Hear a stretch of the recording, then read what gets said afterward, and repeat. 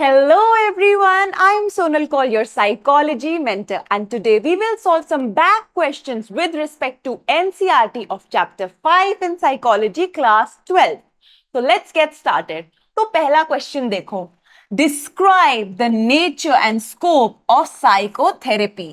तो यहाँ पे दो चीजों को आंसर करेंगे, पहले नेचर फिर स्कोप. सेकेंड पार्ट देखो, highlight the importance of therapeutic relationship in psychotherapy. तो चलो आंसर देखो कैसे करना है, इस चीज को स्टार्ट करते हैं. सबसे पहले साइकोथेरेपी को अंडरलाइन कर लेंगे डबल, एंड हम उसे डिस्क्राइब करेंगे कि वॉलंटरी होता है, कॉन्फिडेंशियल होता है, एंड एक बहुत ही कॉन्ट्रैक्चुअल रिलेशनशिप होता है. ये सब पॉइंट्स हम डिस्क्राइब करेंगे एंड हम बताएंगे कि एक चेंज लाना चाहता है, ठीक है, ताकि जो भी क्लाइंट्स के पर्सनल प्रॉब्लम्स है, डिस्ट्रेस है, वो रिजॉल्व हो. ठीक है, अब हम आ जाएंगे इसके की फीचर्स पे, जो कि था हमारा second part of the answer. तो साइकोथेरेपी के फीचर्स देखो, हम क्या बताएंगे कि सिस्टमैटिक है एंड बहुत ही थ्योरेटिकल प्रिंसिपल्स पे बेस्ड है. ऐसे नहीं है किसी ने कुछ बोला तो आप फॉलो कर रहे हो, साइंटिफिक है. फिर हम बताएंगे ट्रेंड होने चाहिए हमारे professionals and we are focused on helping the clients. And central है थेराप्यूटिक रिलेशनशिप, जिसको हम एक और चीज कहते हैं हम उसे अलायंस. ठीक है, तो हम वही चीज यहां पे डिस्क्राइब कर रहे हैं. अब हम बताएंगे कि थेराप्यूटिक रिलेशनशिप की इंपॉर्टेंस क्या है, क्योंकि हमसे ये पूछा गया था. तो देखो, हम बताएंगे लिमिटेड है, कॉन्ट्रैक्चुअल अलायंस है. ठीक है, एंड यहाँ पे बहुत एम्पैथी होती है हमारे थेरेपिस्ट के पास, तभी जाके वो क्लाइंट के प्रॉब्लम्स को समझ पाता है. फिर हम बताएंगे कि जजमेंट नहीं है बिल्कुल भी, कॉन्फिडेंशियलिटी है. कॉन्फिडेंशियलिटी का मतलब है आपकी बातें प्राइवेट रखी जाएगी. आप जो भी प्रॉब्लम्स अपने थेरेपिस्ट को बताओगे वो उसे अपने तक रखेंगे, किसी को जाके नहीं बताएगा. So which will ensure emotional healing through trust and understanding. ये हमारा प्रॉपर आंसर है. Moving on to the next question, what are the different types of psychotherapy. ठीक है, डिफरेंट टाइप्स बताने एंड किस बेसिस पे आर दे क्लासिफाइड, इसकी classification भी बतानी है. तो देखो, सबसे पहले हम 3 ब्रॉड बताएंगे, जो कि साइकोडायनेमिक है, बिहेवियरल है एंड ह्यूमैनिस्टिक एग्जिस्टेंशियल है. ठीक है, उसके बाद हम इसकी क्लासिफिकेशन बताएंगे. तो देखो, क्लासिफिकेशन के कुछ पैराडाइम्स है. पहला पैराडाइम है कॉज, कि हमारी जो प्रॉब्लम है उसका एक्चुअल कॉज क्या है. ठीक है, उसको डिस्क्राइब किया. अब ओरिजिन बताएंगे. ओरिजिन होगा तीनों के पॉइंट ऑफ व्यू से. अगर साइकोडायनेमिक है तो बचपन या चाइल्डहुड से आ रही है प्रॉब्लम. ठीक है, बिहेवियरल है तो आपके कुछ फॉल्टी पैटर्न्स है, आपकी सोच में कॉग्निटिव डिस्टॉर्शन है. ह्यूमैनिस्टिक एग्जिस्टेंशियल है तो आपको मीनिंग नहीं मिल रहा लाइफ का एक, तो इसलिए प्रॉब्लम है. देन हम बताएंगे ट्रीटमेंट मेथड. अलग अलग थेरेपीज के अपने अलग अलग ट्रीटमेंट्स है, उनको डिस्क्राइब कर दो. ठीक है, free association, behavioural therapy techniques या जो भी है. अब हम बताएंगे थेरेपिस्ट क्लाइंट रिलेशनशिप. ठीक है, जो या तो डायरेक्टिव होगा या फैसिलिटेटिव. ठीक है, या तो थेरेपिस्ट बताएगा कि देखो ऐसे करो, या क्लाइंट खुद कर रहा है बट उसको फैसिलिटेट या हेल्प कर रहा है हमारा थेरेपिस्ट. ठीक है, और एक चीज देखो, यहां पे बेनिफिट होता है क्लाइंट को, उसे एक इंसाइट मिलती है, तो ये हम बताएंगे. और हम बताएंगे ड्यूरेशन कैसी होती है. ठीक है, जैसे साइको एनालिटिक थेरेपी होती है लॉन्ग टर्म, बाकी सारी बहुत ही शॉर्ट टर्म होती है, बहुत ही एक्शन पैक्ड है, एक्शन ओरिएंटेड होती है. Moving on to the next question, discuss the various techniques used in behaviour therapy. तो याद करो, मैंने आपको बिहेवियर थेरेपी में कितने सारे टेक्निक्स बताए थे फोबिया को ट्रीट करने के लिए, बैड बिहेवियर को करेक्ट करने के लिए. याद आया? अब एक एक करके हम बताएंगे उन टेक्निक्स को. सबसे पहले नेगेटिव रीइंफोर्समेंट. ठीक है, यहां पे हम अनप्लेजेंट स्टिमुलाई को रिमूव कर देते हैं. ठीक है, जैसे कि वुलन कपड़े पहन लिए अगर हमें पता है कि ठंड है. अवर्सिव कंडीशनिंग, यहां पे क्या होता है, दो चीजों को हम पेयर करते हैं. वो क्या होते हैं, दो अनवांटेड स्टिमुलाइज. ठीक है, जैसे कोई अल्कोहलिक है तो उसे शॉक दे दिया, तो जब भी वो अल्कोहल टच करने की कोशिश करता है उसे शॉक का फियर रहता है, तो वो नहीं करता. ठीक है, then we have positive reinforcement. जो बिहेवियर्स हम चाहते हैं बार बार हो, जो पॉजिटिव बिहेवियर्स हैं, हम उन्हें रिवॉर्ड करते हैं. एंड टोकन इकोनॉमी, आपको पता है हम टोकन्स देते हैं फिर उन्हें एक्सचेंज करते हैं एक रिवॉर्ड के लिए. एंड फाइनली सिस्टमैटिक डिसेंसिटाइजेशन, वोल्पी का कॉन्सेप्ट सा याद आया? अगर आप उनका नाम भी बता दोगे तो अच्छा है, एग्जामिनर को दिखता है कि इनको कितनी कॉन्सेप्चुअल क्लैरिटी है। नहीं भी बताओगे तो चलेगा, बट अगर आप बता रहे हो तो अच्छा है। तो वोल्पी ने बोला था कि देखो, प्रिंसिपल ऑफ रेसिप्रोकल इनहिबिशन होता है, हम दो स्टिमुलाई लेते हैं और हम बोलते हैं कि ये दोनों चीजें साथ में नहीं हो सकती, anxiety happiness can not go hand in hand, ठीक है। मॉडलिंग भी देखो, मॉडलिंग में क्या होता है, हम बिहेवियर देखते हैं, कॉपी करके हमें आता है। डिफरेंशियल रीइंफोर्समेंट, जैसे कोई बच्ची शोर मचाती है सिनेमा जाने के लिए, तो अगर वो शोर मचाएगी उसे नहीं लेके जाएंगे, बट अगर वो गुड गर्ल के जैसे बिहेव करेगी तो उसे पेरेंट्स सिनेमा लेके जाएंगे। याद आया? Then moving on to the next question. Explain with the help of an example how cognitive distortions take place.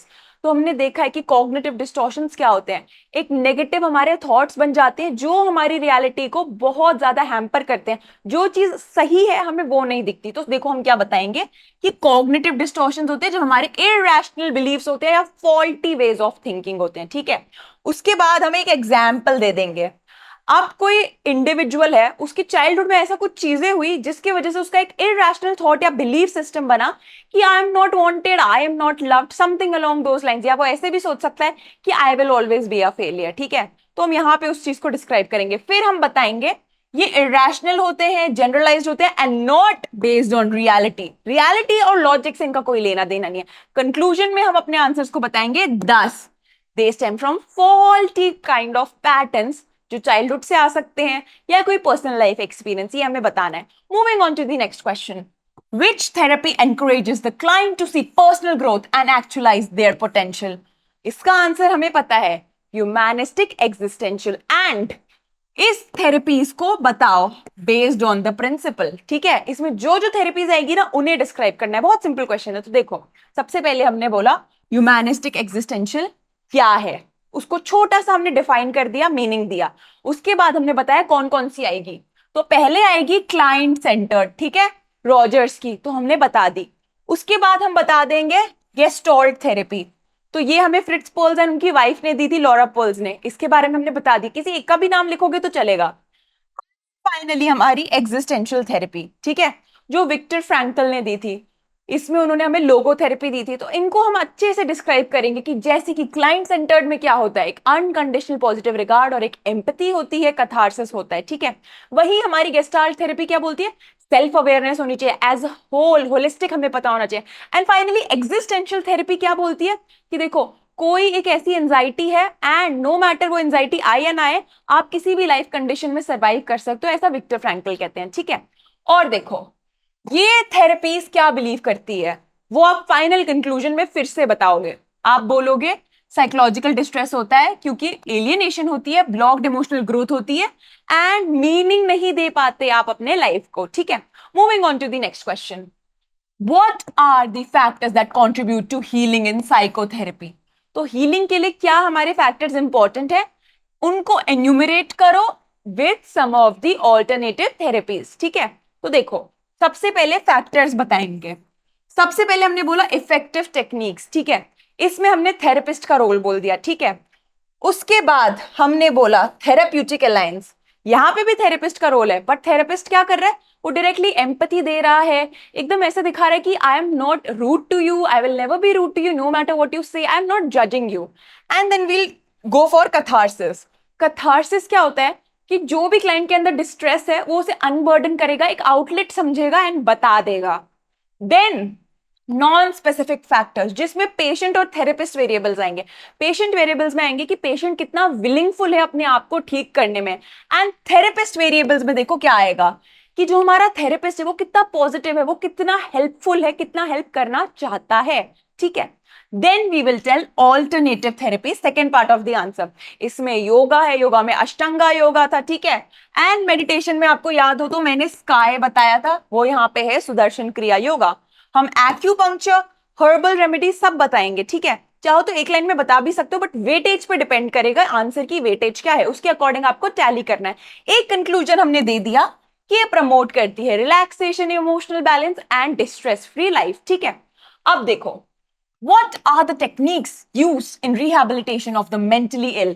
यानी रिहैबिलिटेशन की टेक्निक्स बतानी है, जहां पे ऑक्यूपेशनल, वोकेशनल, सोशल ये सब हमने पढ़ा था। तो आ जाओ, रिहैबिलिटेशन को हम क्या एम है उसे हमने डिफाइन कर दिया as introduction to the answer.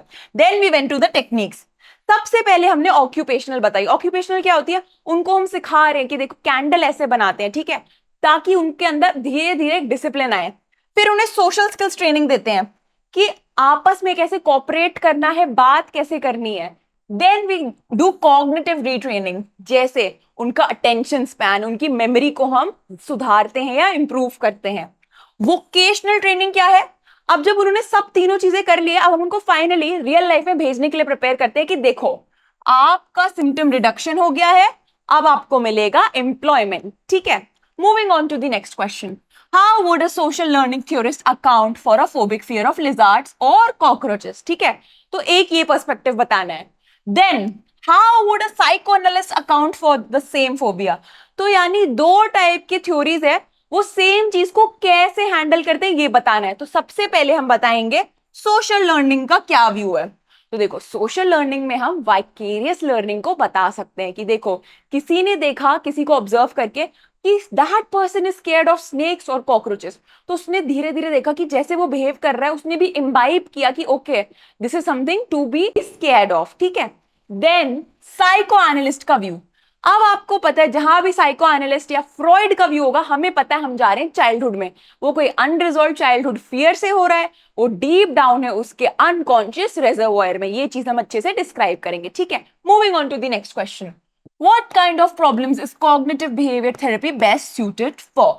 तो सीबीटी की बात हो रही है, याद आया?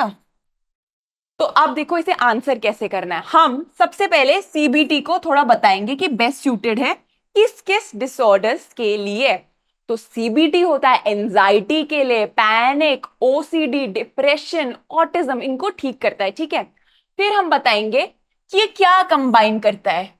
तो याद रखो कॉग्निटिव रिस्ट्रक्चरिंग, आंसर में इसको जरूर अंडरलाइन करो, विद बिहेवियरल टेक्निक्स, ठीक है, and follows a biopsychosocial model. हमेशा याद रखो सीबीटी में ना ये चीज बतानी ही बतानी है कि बायोसाइकोसोशल मॉडल है, ये दोनों पॉइंट्स भी बताने हैं, but biopsychosocial is most important and making it short term, structured, effective और action oriented, that is how you end your answer, ठीक है। So that was all for today's class. I will see you in the next class.